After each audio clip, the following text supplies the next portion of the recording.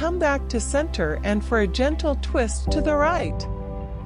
Take your left hand to your right knee. Your right hand behind you. Sit up tall and gently. Twist through your shoulders.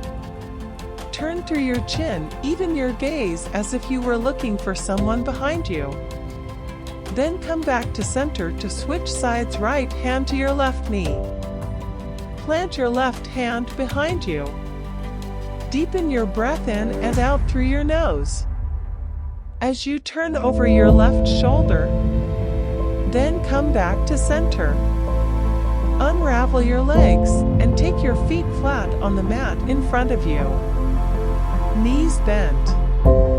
Plant your hands behind you, fingertips pointing towards your heels.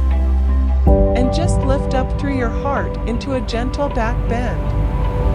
You should feel an opening through your shoulders, even down your arms.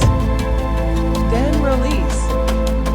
Come onto your hands and knees into a tabletop position so your shoulders are stacked over your hands, hips stacked over your knees.